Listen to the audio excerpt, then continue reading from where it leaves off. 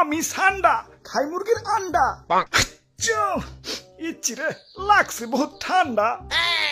Saudi আরবে কফিলের যন্ত্রণায় 1971 সালে আমার দাদা পরদাদারা সৌদি ছেড়ে বাংলাদেশ এসে বসবাস শুরু করছিল। থ্যাংক ইউ দাদু।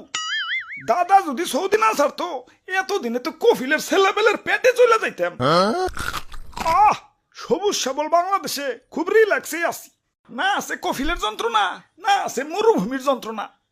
কি আনন্দ আকাশে বাতাসে।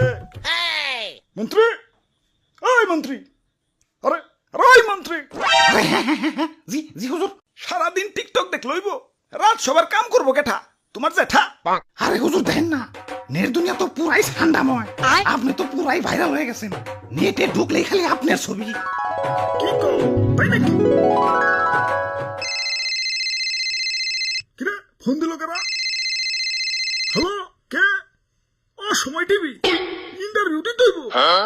বাহ, ভালোই তো। আচ্ছা ঠিক আছে। আবার কারা? হ্যালো, কে? নিউজ 420। কি আপনার চ্যানেলও ইন্টারভিউ দিতে হইব? আচ্ছা আচ্ছা ঠিক আছে। হ্যালো, না না না, ইন্টারভিউ দিতে পারব না, ব্যস্ত আছি। ফোনের উপরে ফোন আইতেছে। ধুর, ভাইরাল হয়ে যন্ত্রণায় আছি। ফোনের পর ফোন। এই বাঙালি নিউজ রিপোর্টার কি খাইয়াতে কোনো কাম নাই? কেউ ভাইরাল হইলি হয়, ওরে নিয়ে নিউজ বানাইতে বানাইতে জগা খিচুড়ি বানাই দেয়। মানুষে পাত দিয়েও সারা পারে না, ওইটাও নিউজ হয়ে যায়। বাবাই খালি নিউজ রিপোর্টাররা না, ইউটিউবাররাও।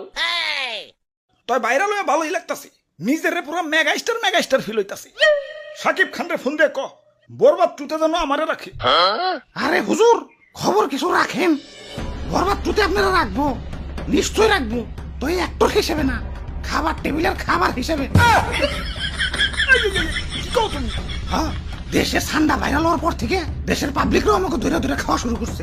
অনেকে তো ঠান্ডা ভেবে বেচারা ঘুষাবেও ছাড় দিতেছে না, ঘুষাবো খাইতেছে।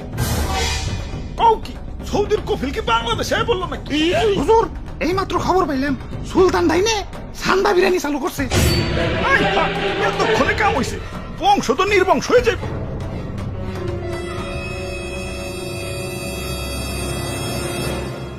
না, অনেক হয়েছে, আর না। এর একটা ভিত করুনি লাগবো। মন্ত্রী, আমার সৈন্যদের প্রস্তুত করো। যা যা আছে